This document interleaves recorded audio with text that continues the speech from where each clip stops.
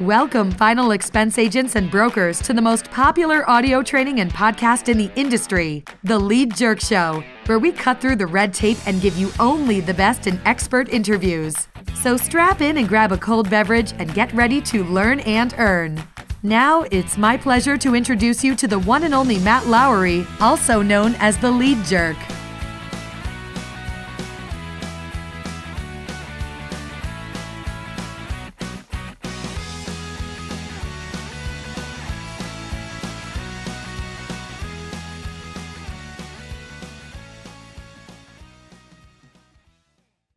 Okay, guys, we got a really good interview coming up with Todd King.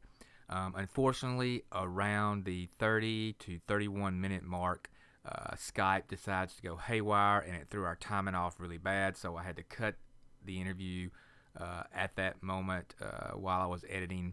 But still, a lot of great information up to that point, so I do apologize for that happening, but that happens sometimes with technology. So sit back and enjoy. Thanks. Todd King with us today, and Todd, I just want to say I appreciate your time in coming here and spreading some of your knowledge for the people that listen to these interviews. We're looks like we're turning out to get quite a bit of views and so forth. And if you could, would you mind just for those who may not know who you are, could you give us a little bit of information? Again, your name's Todd King, and maybe any website, phone number, email address, summary of what you do, kind of how you got into this whole big insurance world. Absolutely. And I appreciate the opportunity to talk a little bit about us and hope it does help somebody out there. But as we said before, Todd King, and we do have a couple of websites, trkingim.com. The IM stands for insurance marketing. We also have finalexpense101.com. My email is todd@trkingim.com. And on both of those sites, I just wanted to mention real quick, if anybody ever needs a question answered or anything like that, we do have a live chat feature on both of those sites now. So I can go in and ask a question or call. By the way, the numbers for that are 540-400-6275 or 800-590-7207. So easy to reach us. Yeah, excellent. I did notice that that chat feature pops up. That's pretty cool. I don't see that a lot, so that's pretty neat. Yeah. We definitely do like that. We've helped out a lot of agents doing that as well. So now, as far as a little bit about me and how I got going. I started back in, I really can't remember the exact date now, but I think it was like 1999, which was actually my second go around in the insurance industry, and really the only one that matters. The other one was with Primerica to begin with. And yeah. We didn't do too much there, even though I did learn a lot on life insurance itself. But it sure helped me with final expense when I entered into the senior market. I started working with an agency out of Bowling Green, Kentucky, where that's all we did. We targeted seniors. We did, the full gamut. It was just more than final expense. We did Medicare supplements, long-term care, annuities, things like that. And of course, during that time, there was no such thing as Medicare Advantage. There was Medicare Choice, but it didn't pan out. So right. Then later they came in with the MA plans. So in a nutshell, we pretty much focused in on the Medicare and final expense. I myself was out in the field, sold a ton of it. And moreover, I think I can help agents of where I failed in that part, what I didn't do right. So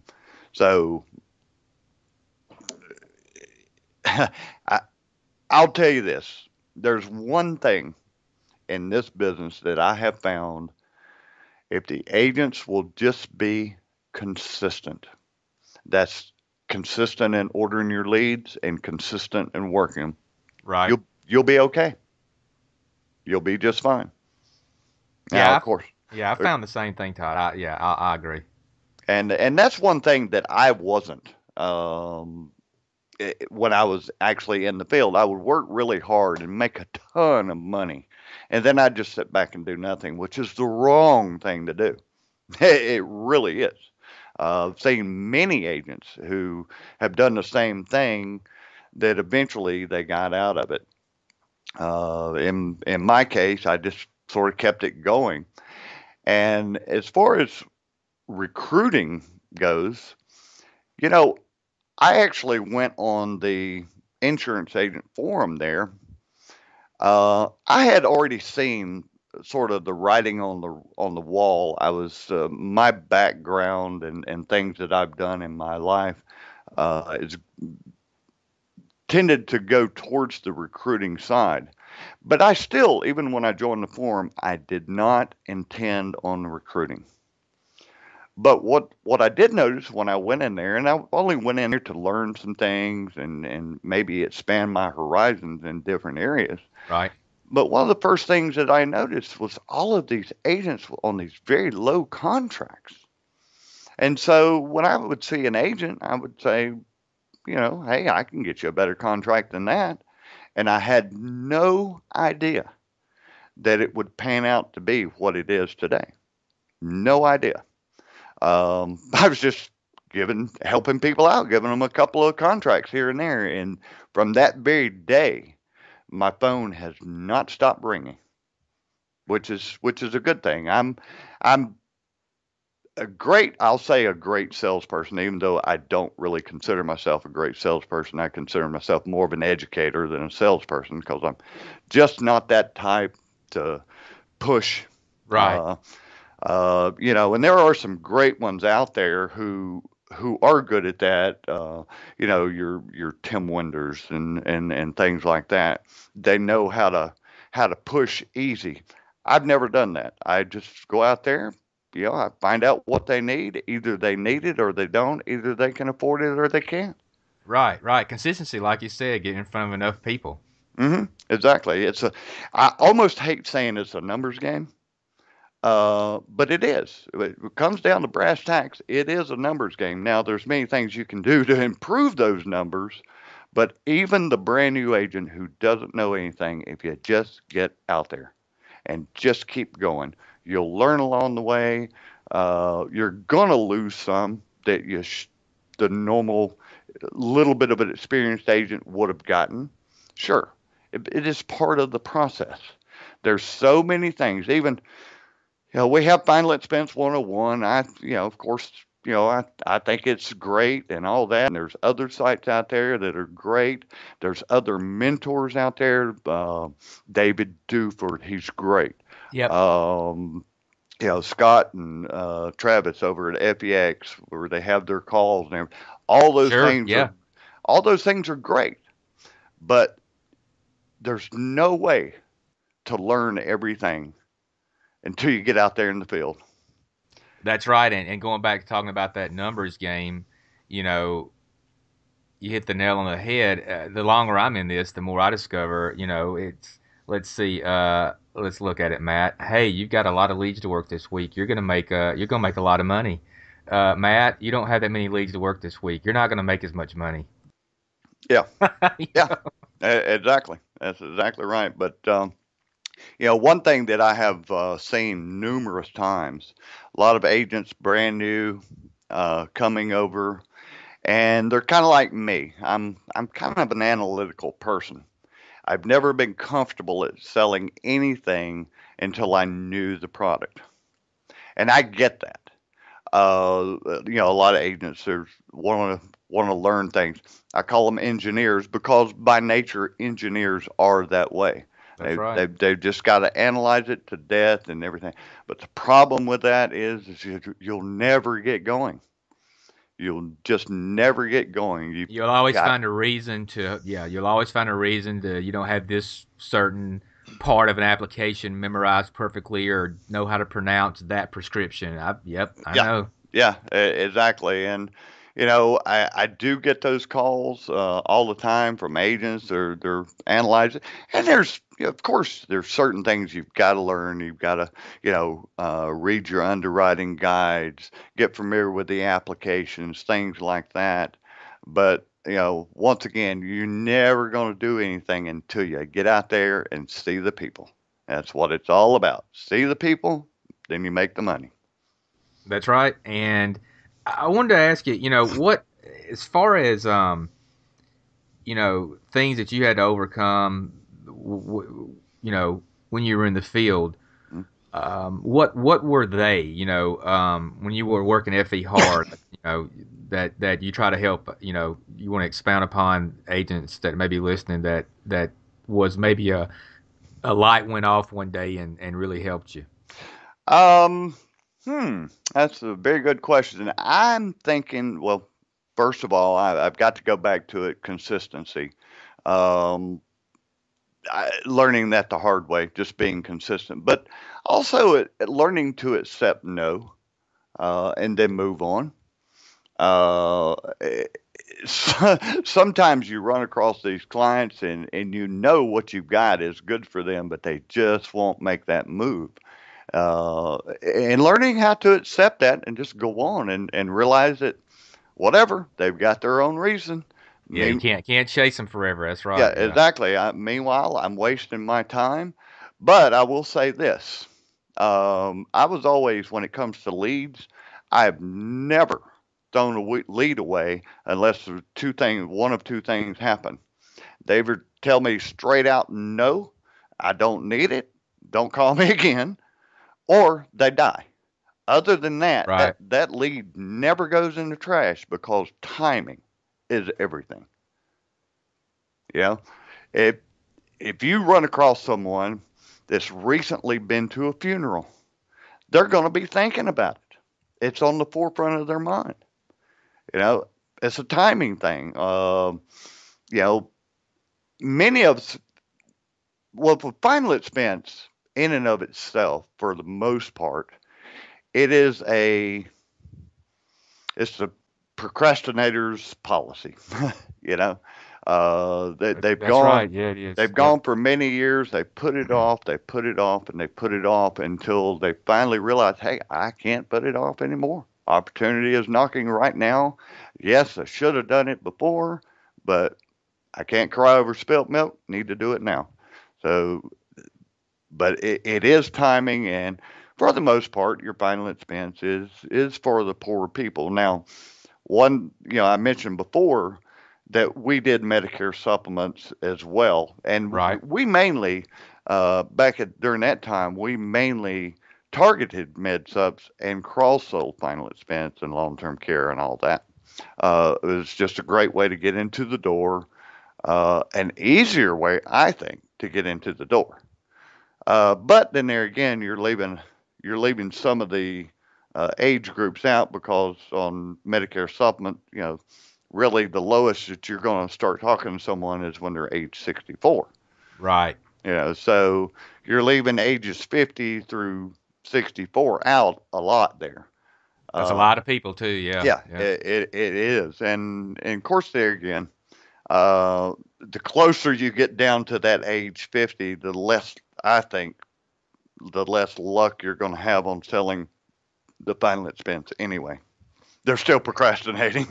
Hell, I mean, if they're not in my eyes, I mean, I'll work, 50-year-olds to 85, but from my experience, I mean, unless they're like towards middle 50s to somewhat late 50s, I mean, you have to consider a lot of these folks still working. hmm God bless them for that. Yeah, But absolutely, absolutely. yeah, you make a good point about that with that cross sell and that T65 prospect is you're going to be cutting out about 14 years worth of prospects. Yeah, exactly. So, there were times in my career, even after I left the captive agency, who did, by the way, supply us with what we called at the time interest leads. They were telemarketed leads, and they worked absolutely great. Um, but after I left that and didn't have the telemarketed leads and started doing direct mailers, um, I found out that every once in a while, even though I did a lot of Medicare supplement mailers, I would do a final expense drop here and there, Right. Mhm. maybe about once a month or so. And those really panned out because, as you well know, final expense is great upfront money. Absolutely wonderful Yes, it up, is. upfront money. Little low on the renewals, and it takes a while to build up. But then on the Medicare side, there's where you're building your renewals. So, and that's kind of the reason why I purport doing both, if the agent wants to. Many agents out there don't. I've got many agents myself that only do final expense. They're not interested in Medicare supplements at all. And actually, a couple of agents that are the other way around, just won't cross sell final expense. I don't get it. But I found a lot of times being in the home of the Medicare client, uh, if you just ask them about their life insurance, you'd be surprised what you find in there. Right. Either gonna need it or they're not. Exactly, exactly. A lot of the Medicare supplement recipients, they'll do a lot of add-ons. They Hmm. and of course there again, here's another thing that I absolutely love, and you've probably run across this: Hmm. single premium whole life. Yep. For those Uh, people, yeah, yeah, yeah, definitely. and the thing about that is I've had many agents that say, I can't figure out how to market the single premium. Well, guess what? I've never figured out a way either, and I have searched high and low. You don't market for it. You have to look for it while you're in the home, and there's Right. a couple of places. I hope you don't mind me sharing this. There's Go a for it. couple of places that you look for it. First of all, John, have you ever run across somebody that says, "Well, I don't need the final expense. I've got a CD sitting over here that's set aside for that." Hmm. Yep. All the time. There's one place right there because you can show them how you could take that. Let's say they've got 10,000 in a CD, which, by the way, will go through probate unless they have somebody else on that CD. That's right. So it's going to be held up. But you can show them how you could take that money if it's truly earmarked for that. You could take that money, immediately increase the size of their estate, and I'm just going to throw a number out there. You could take that Hmm. 10,000 and maybe buy them 14,500, and Right. and that CD will never grow to that. Not And that much. yeah, Especially depending on how old they are. Yeah. yeah. Yeah. I mean, in their lifetime, they'll never see that. All you got to do is use the rule of 72, and even if it's 1% that they're getting, it's going to be 72 years before it doubles, or 36 years before saving 30 years before you get to that 14 and a half. Yeah, then it's not going to work. So that's a great place. Another place is, and you've probably seen this as well. You walk into someone's home and they start pulling out all these policies that they've got. Right. Maybe six, eight. I've seen 15 and 20 policies where Yep. they picked them up over the years, little thousand, They, $2,000, three yep. thousand dollar policy. Little debit company Hmm. policies here and there. Yep. Yep. Some of them are paid up, some of them are not. And a lot of times, what you can do is take all the cash values in there, put it over into a single premium. Now, they may not, on the face amount, get quite as much as they had with all the other policies, but here's the key: they're not going to pay for it again. Exactly. It's paid for. It's done. It's over. They're not being stretched anymore. Exactly. Now, if they're still comfortable at paying that amount, you can take part of it, put it over in single premium, take out another policy. They're still not paying as you know any more than they were before, but they're probably going to end up with more face amount. So you've got to find those single premiums, and they're great when they happen.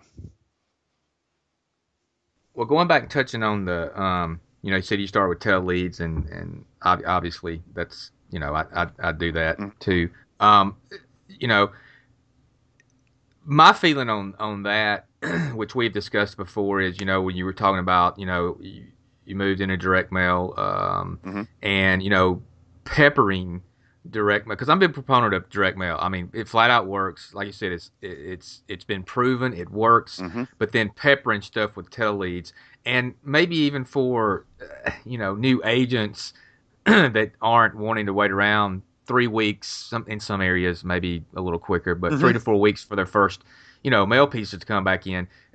What's your opinion on that? What have you found over the years, Todd? I think that is a great way for an agent to get started quickly. And I do believe, yes, absolutely. If you could make only one choice, it would have to be direct mailers.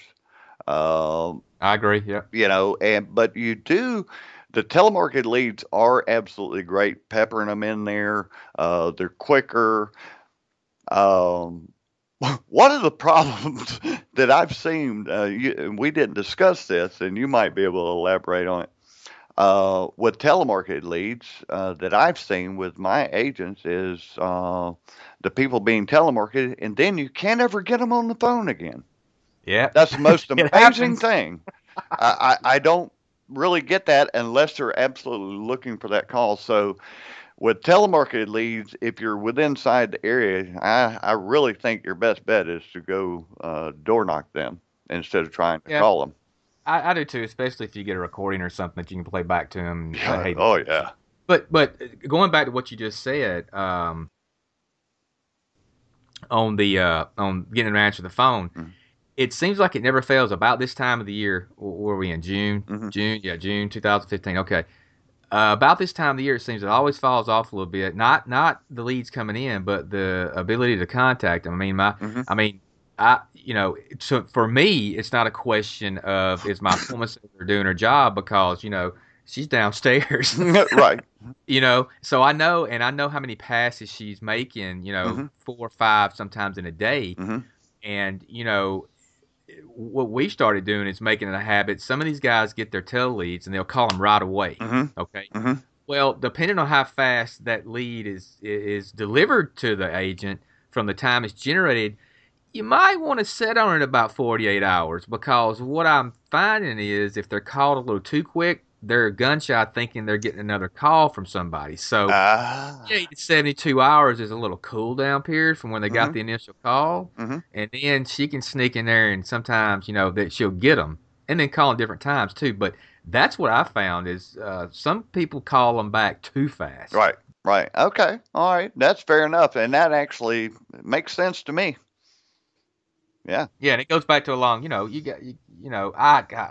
despise door knocking. I hate it. Mhm. If I've got enough appointments, I'm just not going to do it.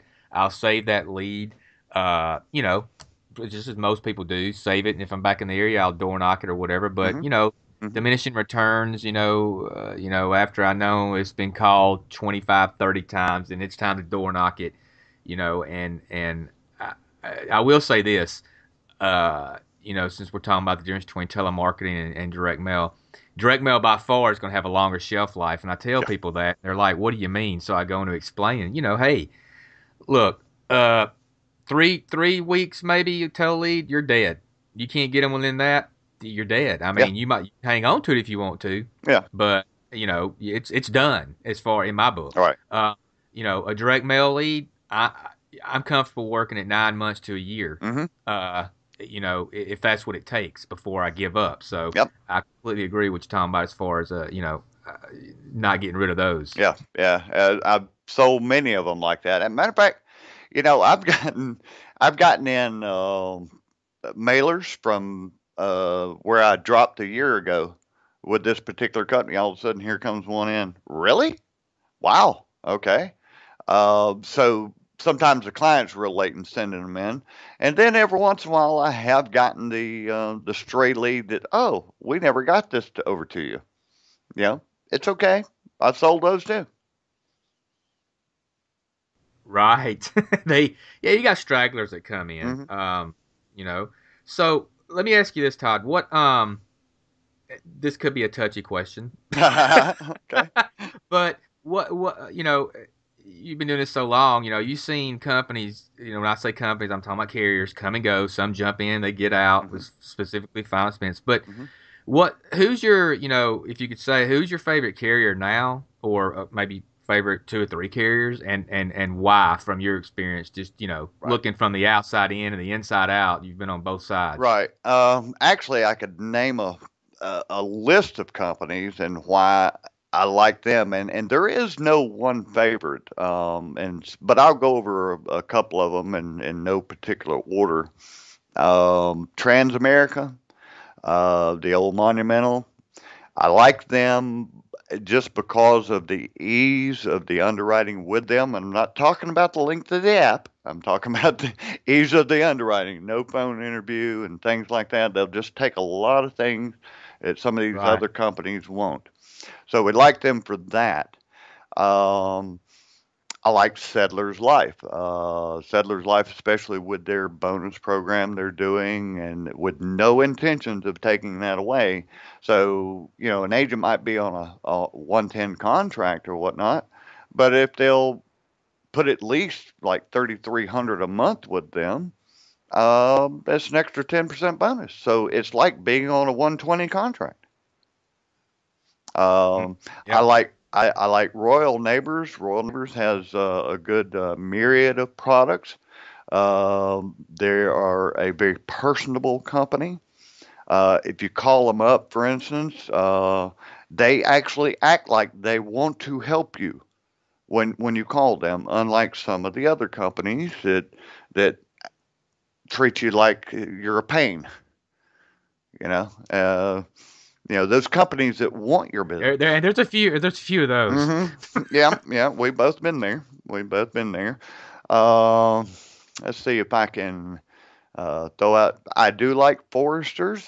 Foresters Yep, one of my favorites. is very good. Now, in the beginning, when Foresters really came out and they got bombarded with agents and got bombarded with contracts, they were a pain to deal with during that time. But then they straightened things out. Just like, and let me go back to Transamerica. Transamerica has finally started listening to the agents. Um, I won't name any names, but some of the upper echelon in Transamerica were either moved to a different department or whatever, and so now the right people are in the right place to get some things changed. And I think I don't know if you use them at all, but Yeah, occasionally I do. I've held back a little bit until I start seeing what you're talking yeah, about happening. yeah, But yeah, I mean, they're some people refer to them like Walmart. I mean, hmm people want to fuss about Walmart, but hey, you know what? Read the app and the underwriting guide and the prescriptions and see how you feel. right. Great analogy. That's a great analogy. Yeah, going to Walmart sometimes is a pain in the butt, but you do save a lot of money. I'm not saying you save money with Transamerica, but it's convenience and all that. I've got many agents who just don't want to do a phone interview, and Transamerica is absolutely wonderful for that. Of course, you've got some agents who absolutely want the phone interview done because they want to know before they go. Yeah, and I'm one of those. I Mhm. mean, I'll write one without, but man, let me tell you, I love the phone interviews. Right, right, and then going back to Royal Neighbors now. Royal Neighbors has got the app over the phone. They've gotten better with the time on that, They have, yeah. uh, and hopefully they'll get even better. But they've always been a pleasure to work with. Uh, Hadn't they though? yeah, Anytime I've ever had any dealings with them, anything, I mean, they really are. They're probably. I wish I did more business with them. They're probably the nicest and the most apt to try to help you if you need anything that I've come across. exactly. And then settlers. Uh, I know that they've been around for a while. I consider settlers that they were a company that kind of got stuck in the old school way, and it was hard to get them out of that. Mm-hmm. But now they do have new people in place with new visions, and they're slowly moving and improving things. Um, of course, now they're right down the road from us. So, but that's not the reason why I say I like them. That doesn't matter to me. I could have a company right next door that If Right. they're no good, they're no good. Plain and simple. But Settlers is really getting the stuff going together, and I like the fact that you can write all ages, and with the new grandchild writer that they've got that's built in. It's funny you say that. I got a agent that's a That's friend great. of mine that that that that mentioned he actually used that to replace a policy a couple of weeks ago. Yeah, So yeah, it's pretty powerful. yeah, absolutely. And of course, that is depends on some of the presentation of the agent too. Um, yeah, let me. And I have a tendency to get off on a tangent here, but Oh, go for it. Go for it. with Transamerica Premier, the old monumental side, and you got to understand for anyone listening, there's two sides of Transamerica. There's the family market side, and then there's the Transamerica Premier side. And through the channel that we use for the Transamerica Premier side, we have the Legacy Safeguard program, which is the same as your Dignity Planning or Lincoln Heritage Funeral Guardian Society.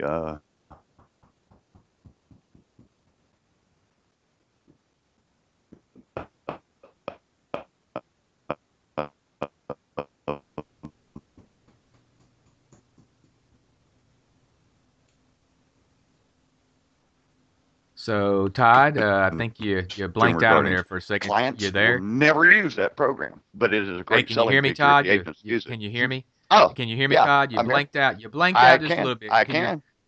Okay. Can you Yeah, repeat that last little bit okay. I'm not sure what about the funeral guardian part? yeah, okay.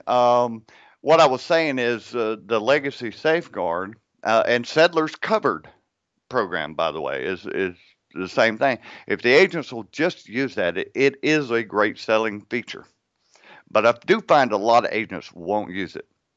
They won't use that tool that's in their bag. I don't really understand why.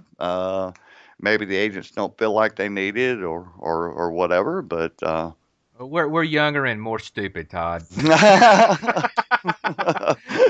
I think that's it. right, right.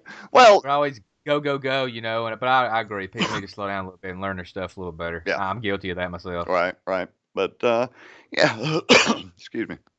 It is it's a great tool. But there's all kinds of them out there. Like I say, you got the Legacy Safeguard, Dignity Planning, Settlers has got their Cupboard program. Uh, Chances are you've got at least one company that's got a program like that. Now, once again, 95 plus percent of the clients won't use it, you Right. know, That's true. but But it's not always it's not always, yeah. It sometimes it just helps for them to know it's there. I mean, your right, car can go 100 miles an hour, but you're not going to drive it that way. right. Depending. Right. According to where you're at.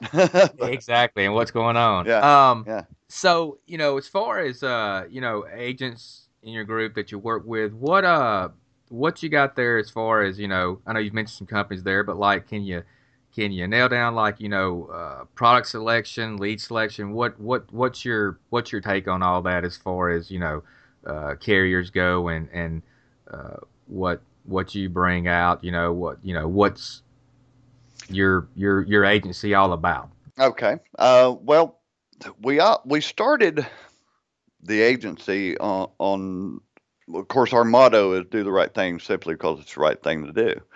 I've always believed in the agents. They're the ones out there doing the work. They're the ones bringing in the business, no matter how they do it, whether it's a lead or whatnot. It doesn't matter. They're the ones doing the work. If it weren't for the agents, these companies wouldn't be in business. So I've always believed that an agent should be on a higher contract. Now, if you're captive, and you're on the lower contract, maybe that's where you need to be. And there's nothing wrong with that, but you're going to be on a lower contract when you're captive. It's plain and simple. Right. And a lot of agents do need that. And matter of fact, let me touch on that 1 second. Okay. Um, Structure. Yep. That's what That I was thinking. that is a huge thing. And sometimes, if you want to be an independent agent, You've got to be self-structured. You've got to be self-disciplined. It's real easy, so easy. Most agents work out of their home, and it's so easy to wake up and say, yeah, man, it's supposed to be raining for the next 2 days. I better get on out there and cut that grass. Well, if you're working for someone else, you wouldn't be doing that, and you better rethink that. This is work. I have said for years this is a very, very simple business, but it is not easy. It does take work. And I think there's a lot of agents that get into this looking at what they can make by selling just one policy, and it has a tendency to make them a little lazy. I really think, especially in the final expense and Medicare supplement market, the senior market consists of a lot of lazy agents, and I can say it because I am one. I'm like Yeah. I don't want to work any harder than I have to. Yeah. Which, by the way, going back to something I said earlier, is great that I got into the recruiting side, because now I have to be here for the agents day in, day out. So that's my structure. I did a little self structure for me. I don't have a choice. I've always been the type that if I promise you something, I'm going to deliver it. But if I promise myself, maybe. Yeah, because it's once you got it down and got your presentation down, and you're halfway intelligent, right? And you got a little bit of work ethic, you go out there and write 5,000 in a week. Yeah. It's real easy the next week to say, I'm not working this week. Yeah. Absolutely. Absolutely. But if you'll just keep going, you'll really build something to where, you know, uh, you may be able to suck that money back and all that, because you've got to think of retirement when it comes. Right. Well, we talk to people every. Okay, well, there we go, folks. Again, I apologize about having to cut that interview short. It was just nothing we could do about it. Skype, again, went haywire on us. But still a lot of good information there on that interview. Again, Todd's contact information is finalexpense101.com. That's kind of like his training site. And then his agency site is www.trkingim.com. Again, trkingim.com. And remember, for the best teleleads for final expense in the industry, visit us at www.theleadjerk.com. Again, www.theleadjerk.com.